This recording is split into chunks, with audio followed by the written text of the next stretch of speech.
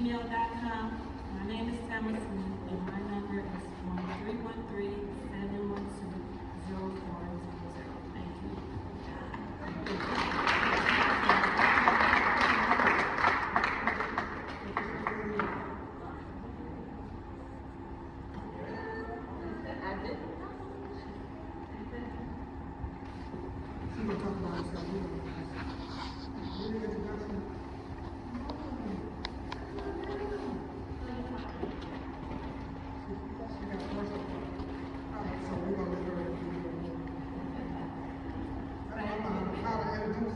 Okay, we're going to introduce it just like this. A product for every female from the age of 8 to 100. And I say 100 because my mother used these products. This is a feminine care essential need that every young woman needs to have in her book bag, her back pocket, her purse. This is a black company. We're located in Atlanta. And the name of the product is called Reign. Can we all say Reign? Reign. And it's spelled R-E-I-G-N. This product was discovered by a gentleman, a brother, by the name of Demond Crump. Demond has 3 daughters and a wife, and he has a son that has special needs. And wherever he is, he has that young man with him. We have the product called Reign, and the company name is Justice for My Jewel. And we all know that the women and young girls, we have jewels, and we wanted something to protect them, to keep them dry. If you haven't had one of my cards, I have some cards over here that has all the information, like if you're suffering with cramps, bloating, headaches, bloating, bacteria, and a lot of things that we did not know that we know now. The products, I'm going to say brand X that's on the shelf, those are infused with toxic products, recycled newspaper, bleach, and that color that you see down the middle is dye. So a woman is sitting, a young girl is sitting in this all day, and she's wet, irritable. All of our products have wings, except for one. We have panty liners. And some women say, well, I don't have a flow anymore. Wear the panty liners because you don't know where who's been sitting in the seat prior to you. It makes sense, ladies? Yep. Gentlemen, don't be afraid of this product. Seriously, because you may have a daughter and you may not be with your wife or the baby's mother, and you need to know what she should be using. So I do a lot of things. I had a chance to work with some young girls that were like 8 years old. We were on the floor, we learned how to meditate and to know what's happening with your body.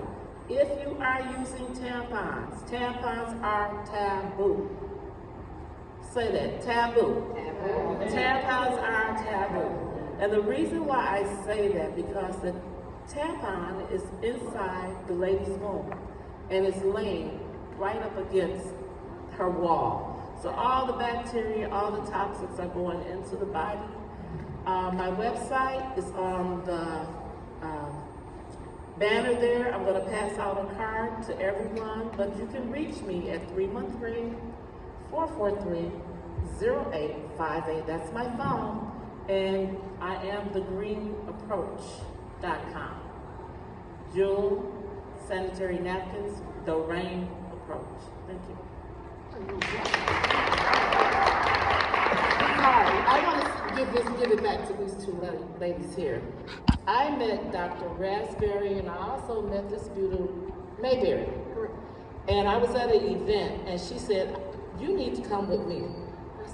Okay. So she told me who I wanted to meet. I had saw the young lady on Channel 7 News, which was Dr. Johnson. And we did have a chance to talk, and I thank you for that. And I'm loving this. Thank you. All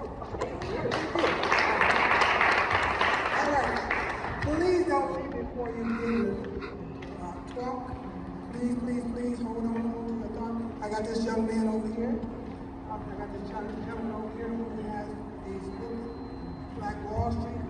and that's David Head. He is a historian, among other things, just a wealth of information. He's got Black Wall Street photos, original Black Wall Street photographs, and other books and historical information. He's also on the board of directors of a number of historical organizations. So Dr. Head here is just a wealth of information. I'm gonna let him talk the rest of the way. Thank you, Raspberry, Valerie Raspberry. I met Valerie and her staff at the last program at Latham Village, and I noticed the title Black Wall Street, and as a historian, that drew my attention to the program. As a historian, what I found out, that history is usually hidden in plain sight. But the thing is, you gotta look into that history and find the thread and learn more about it. But once you find things about history, you learn more about history, is what are you going to do about the history that you learn? So what I decided to do is join organizations. The first one was in New York City. I'm from New York, I'm a New Yorker, and I joined the Black History Committee for the Transit Authority. I worked for them for 30 years.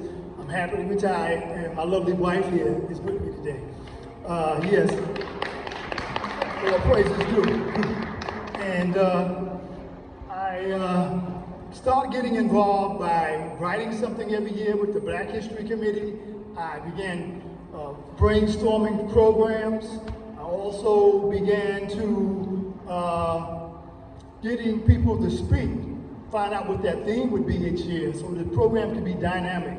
And I found a purpose and direction in my life and self-worth that still reside in me today. That's why I came out here today. It's always a pleasure to meet new people when you come out and network with new people. But sometimes when you go somewhere, some people you need to know, and just like they need to know you as well. So it's always like, it's a connection of give and take. As the president of the Association for the Study of African American Life, that was started by Dr. Carter G. Woodson in 1915, that's why we have Black History Month, Black History, every year. And so he started that organization. I'm the president of the Dr. Carter G. Woodson organization in Detroit, ASALA. That's the acronym. I'm also, yes, and we do a lot of programs. And just like the other organization I'm involved in, I was the president for 2 terms and the vice president for another term.